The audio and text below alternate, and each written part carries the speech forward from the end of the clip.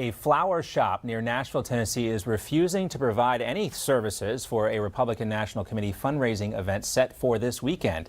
Donald Trump and Mike Pence and other prominent members of the GOP are expected to attend the flower shop, which is spelled FLWR. Apparently don't like vowels.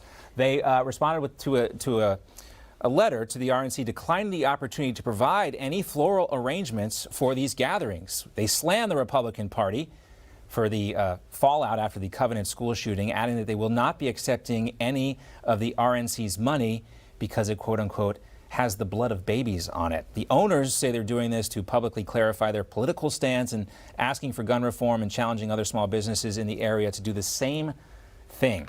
Now, the small shop is also facing nationwide backlash and say the public stance has caused more people to talk about their store instead of the issue of gun control. Well, let's welcome in now two people to talk about this. Former Illinois Governor Blagojevich joins us. Also with us, attorney and Republican strategist Erin Elmore. Thank you both for being here today. Hi, guys. Thank you. Thank you. So my question for you first, Erin, is how is this any different than the Colorado baker, Jack Phillips, who declined to bake a wedding cake for a gay couple? He would say that he was being forced to put two men or two women on a cake, something he doesn't believe. He didn't have a problem actually providing the services for gay men and women, but he did not want to depict gay marriage on a cake because it goes against his religious beliefs. Are these flower shop owners opening themselves up to lawsuits here because of this? I think it's actually very different. What we're talking about is Title VII of the Civil Rights Act of 1964, and political persuasion is not a protected class. So sexual orientation is now included in those protected classes. But in the baker's situation, his religious views basically trumped those considerations. So here also, it's not an individual, it's the RNC, which is a group. So these cases are actually very different, and I don't know if there will be lawsuits, but I hope one thing happens, that this institution, this florist, goes by the way of Bud Light. Let the free marketplace of ideas rule, and let's hit them where it hurts, and that's their wallet. Hopefully conservatives all over Tennessee will say, no way, I'm not going to give you my business. This has nothing to do with the RNC. Let's talk about who the shooter was and really stay on task and stay what the issuers are. But I do see these cases as very, very different based upon the Civil Rights Act. You know, it's interesting. The owners say they have clients that are conservative, and they try, Rod, to say that this is about human rights. They say it's not political, but then they go on to say that the speakers who are listed, Trump and Spence, are beyond their, quote, comfort level. So isn't it political then? And it's just sort of outrageous, I think, that they're mad at Republicans, but zero outrage for a Democrat. Vice President Kamala Harris going to Nashville, not meeting with the families. I mean, if they're worried about human rights, wouldn't her omission also outrage them?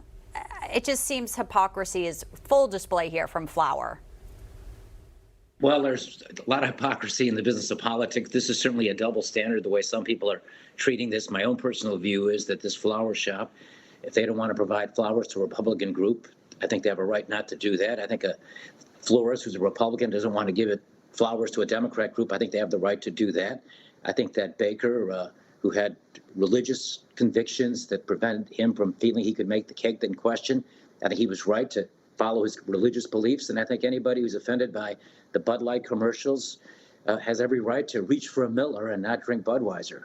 But I do think that when it comes to the issue of gun control, my party, the Democrat Party, talks a big game, but they don't deliver. And, you know, we've had, just before this last election, there was a Democratic House, Pelosi, Democratic Senate, Schumer, Democrat President Biden. They talked a lot about banning assault weapons. They passed a bill that was filled with a lot of money, but didn't ban a single gun. And the fact of the matter is the Democrats, and I happen to be one of them, and I used to get bad marks from the NRA, so it's not like I'm taking the position of the NRA. But when the Democrats talk about gun control, it's really just a hyper-political thing that they're doing. They're not genuine about it. They're not going to squeeze Joe Manchin in West Virginia to vote for gun control bills. They know that.